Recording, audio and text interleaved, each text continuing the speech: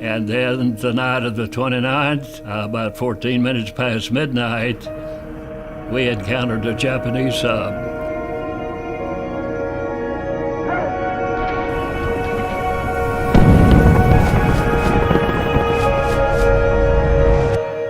Honestly, as I tell it, it's more than just telling it. I can relive it. I can see and feel and hear.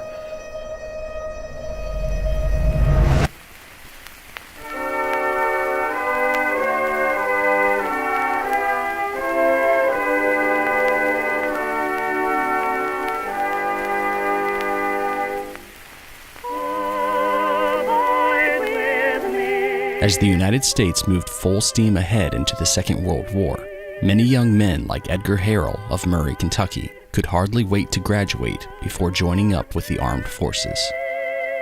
Well, as an 18-year-old, I was working on the farm, basically, and going to high school. And I knew what was happening in the Pacific. And I tell my dad, Dad, I don't want to wait and be drafted. I want in the Marines. And I'll go to the draft board and tell them that my number hasn't come up, but I'd like to join the Marines. And they were kind of excited, you know, a 17, 18-year-old boy wanting to get in the Marines. I go to San Diego boot camp, and after boot camp then, they said, Private Harrell, you've been selected to go to sea school, which meant that I would be seagoing. And so I go through some 6 weeks of schooling, and they sent me up to San Francisco. Then they take me down to the dock, and there was the big USS Indianapolis, and that's going to be my home for the duration of the war. The USS Indianapolis was a heavy cruiser of the United States Navy. Aboard ship, Edgar would experience combat throughout much of the Pacific theater as the Allies worked to undo the ferocious conquest of the Imperial Japanese Armed Forces. Oh, I went through, I think, maybe 10 battle stars with them, Kwajalein. Then I was at Saipan, Tinian, Guam, Sea Battle of Philippine Seas, where our task force shot down 403 Japanese aircraft that day. I was at Iwo Jima, and then I was at Okinawa, and it was at Okinawa that we received a suicide plane. One of his bombs went all the way through the ship, had a big gaping hole there, to the extent that we had to make our way all the way back to the States for repair. And that kind of changed our directions for the duration of the time I was in service, yes. The Indianapolis returned to the Californian coast and underwent successful repairs. It was then that she received orders for a secret mission, the results of which would determine the final outcome of the war and change Edgar's life forever. From there, then we pick up a top secret cargo. I was a corporal at the time and happened to have the guard duty. And my Marine captain came to me and said, we've got something coming aboard. We don't know what it is, but it's a big, big, big crate. What are we guarding? He said, we don't know. And then suddenly there were 2 proposed to be Air Force officers coming aboard. They had a little canister in a metal cage, and a padlock on it. What is that? Who are these Air Force officers? Well, they weren't Air Force officers. They were scientists from Los Alamos, New Mexico. And what they had was a component, a little boy, the uranium that would ignite that first atomic bomb. I don't know what we have, at the time. President Truman knew, because the 16th of July, they detonated the first atomic bomb in Los Alamos.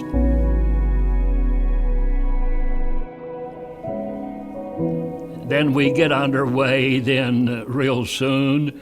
I mean, we went as fast as that ship would go.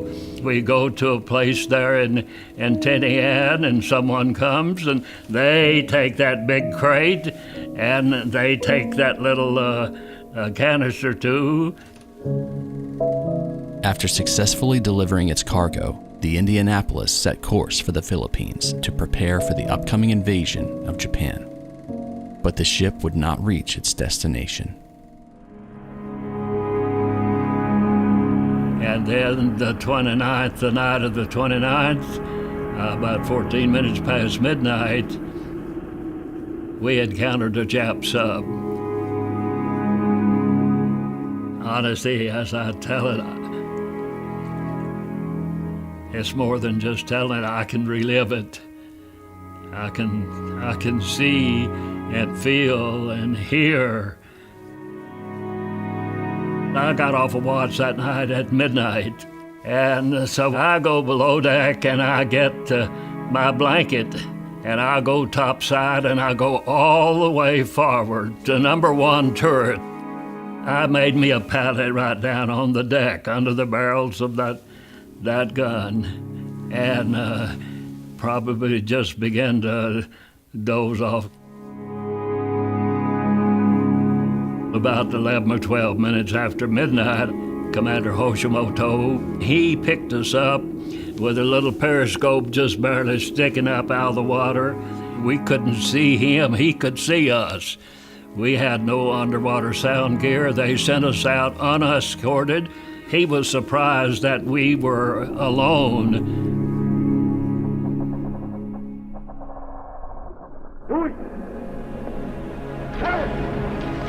He fired 6 torpedoes, and that first torpedo, not knowing what it was, but I knew that something happened up there. I could see all of that water and that flame going high in the air. And then maybe 2 seconds later, another one hit under the number 2 turret, the big 8-inch guns. And then I could see that about 30 feet wide and about 30 feet of that bow of that ship. It's not there. All of that water's coming in, and I know that the ship is doomed. And there were those who were coming from inside, and you could see that they were flash burned. For them trying to get out, they touch a bulkhead, they leave the skin of the hand on the bulkhead, and now they're pleading. They're out in the open now, they're pleading for help, but there's nothing that this Marine corporal, could do. And by now the bow of the ship, it's under. We're listening to the starboard to where you can't stand on the deck. You're waiting for word to abandon ship.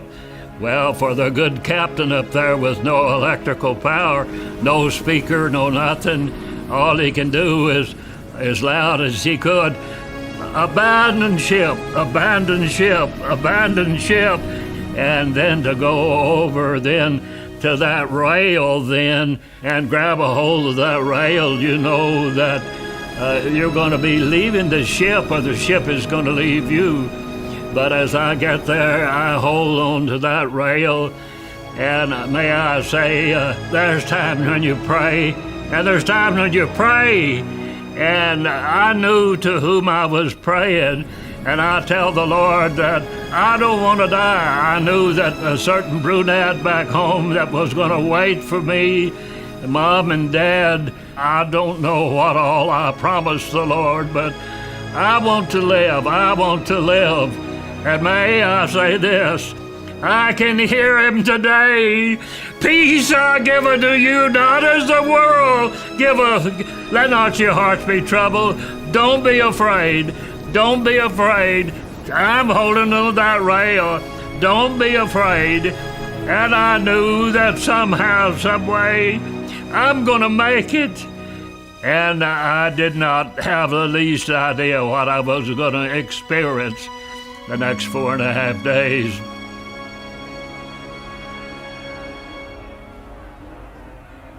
I left the ship and swam away to see that bow of the ship go under, see that fantail come up, and I saw boys as they were jumping off, and some jumped into those screws as they came down. They couldn't see what's below, but they dared not to allow themselves to be brought under. And it isn't long until maybe 80 of us or so, here we are in that little group. I asked any Marines. Well, there were 2 Marines. One was a new Marine that had just come aboard in San Francisco, and he was not in my squad, so I didn't know him, but I could tell that he was wounded desperately, but he was dying, and I held on to him. He died really in my arms there. Then I found another Marine. That was my buddy Spooner, and he'd gone into the water head first, and can you imagine what you look like and how it's going to affect you if you would dive into a half-inch of that black oil that was just covered, and he can't see, and he's desperate. It's a long story with Spooner there, so much that he had to experience now.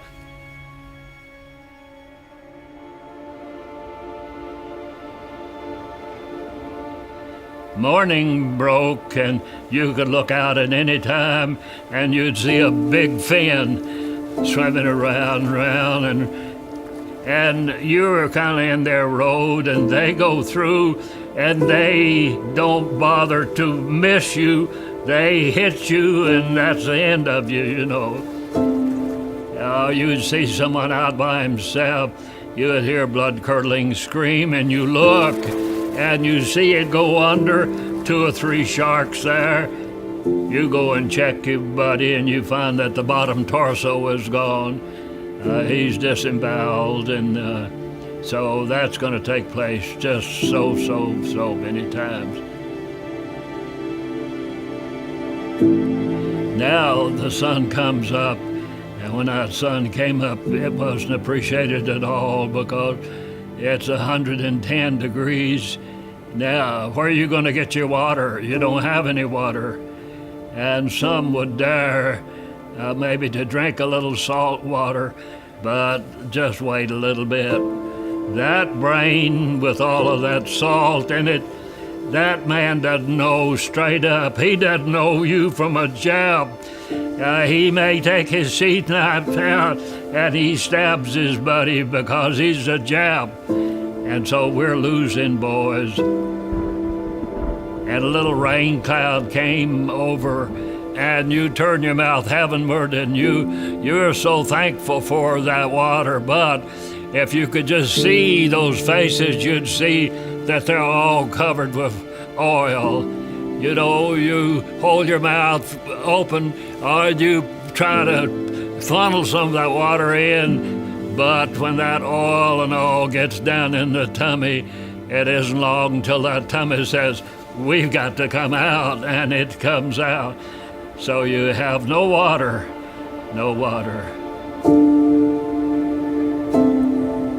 So the third day at noon, there's 17. And then all of a sudden we saw something out there. Look. Well, it looks like it could be a raft. We are making our way, no doubt, toward them. They come to us. They came into our group, and they said, the sun goes down in the west, and the Philippines is there someplace. We're going to head toward the Philippines now. May I say, we didn't know it was another 500 miles to the Philippines, but it's time to do something. Anyone want to join us? And I say to my buddy Spooner, I'm going to go, Spooner, you're going to go with me. No, he wanted to commit suicide. He said, I'll swim down some 4 miles round before I'll come back up. I said, you're not going to do any such thing. We're going to go with that little raft. And those other sailors, they said, you're crazy. You can't swim to the Philippines. We said, yeah, but we can't make it if we don't try. And we start out. Those sailors that refused to go, not a one survived. We were making some headway, and we came upon a swell, and I saw something out there. And I told them, I'm going to swim out and see what that might be. And they said, oh, but it's just some debris. And I said, I feel I got to go. And I said, I'm going to go. And I made my way out there to whatever that is. It's just an old slatted crate. But as I got closer and closer, you know what was in that? Potatoes. I recall reaching in and getting that first potato, and as I got a hold of it, the rot just squeezed through my fingers. Rotten potatoes, but as I squeezed it, you know what? It was solid on the inside. And then to take that potato and peel that rot off and spit it out and have just a little bit of potato on the inside. And my buddies see that I'm eating something. What is it? And I make my way back kind of halfway. We met, and that's the water that we got, and that's the food that we had for 4.5 days swimming. We can't all hang around that little raft. And my buddy Spooner that had wanted to commit suicide, I said, Spooner, turn your back here. I'm going to tie you on where you can't get away. Daylight begins to break this fourth day, and somehow or another we kind of drifted away from the little makeshift of a raft, and I'm with this Navy Lieutenant McKissick and one sailor. And every little bit I checked this sailor because I'd seen this so many times. You know, it's easy just to drop your head in the water, and his head was in the water. I shook him and he was still alive. The second time, he's still alive. The third time, he's gone. So it's just McKissick and myself. And we know that we can't make it, but at least we could converse a little bit, and we could pray.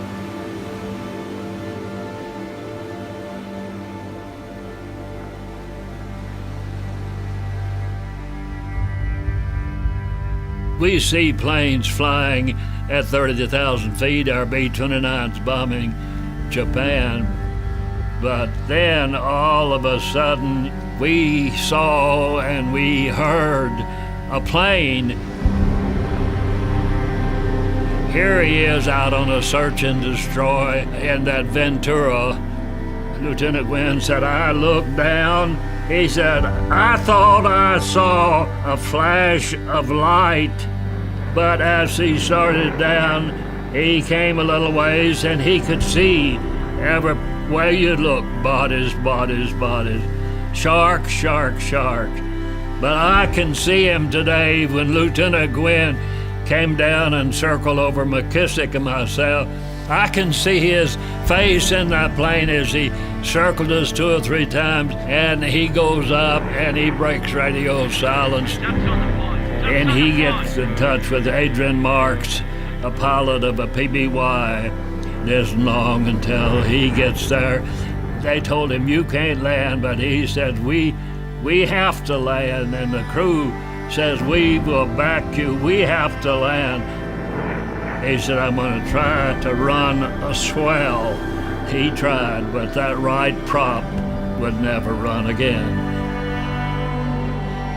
The damage inflicted on the PBY upon landing made it impossible to take off again.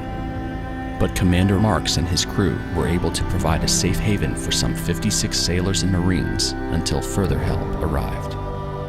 All he can do is pick up stragglers. When I got aboard, one of the first men that I saw was Spooner. He finally got that undone and hung onto that raft, and here he is talking to me. And then that destroyer came in. Now we're transferred aboard. Of the 1,200 Marines and sailors aboard the Indianapolis at the time of her sinking, only 316 survived to see their rescue. A weary but elated Edgar was returned to the United States, and after a slow recovery, reunited with more than just his family. A certain brunette heard that the Indianapolis was sunk, and she rushed to her mom and said, Mom, Ed was aboard. Then, of course, they talked about 100% casualties, but that brunette waited, and I got home, though, later, and, yes, loved her to no end, but I felt that I'm too much of a wreck, and I tell her that I think we need to just steer clear until I can come to myself and be worth you waiting for. And we waited, and then finally we decided it's time. We were married then in 47, 2 years after the sinking of the Indianapolis. Edgar Harrell lived out the remainder of his life publicly sharing his story to honor those who were lost in the sinking of the USS Indianapolis. To the day of his passing in May of 2021, Edgar never ceased giving thanks that he survived those terrible days in the Pacific in the summer of 1945. Oh, you can't imagine. Thank you, Lord. Thank you, Lord. Even today, I cannot make contact with the Lord without just remembering. Thank you, Lord. Thank you, Lord. Even today, thank you, Lord, at 96 years old and still able to tell of your mercy and your grace. Yes.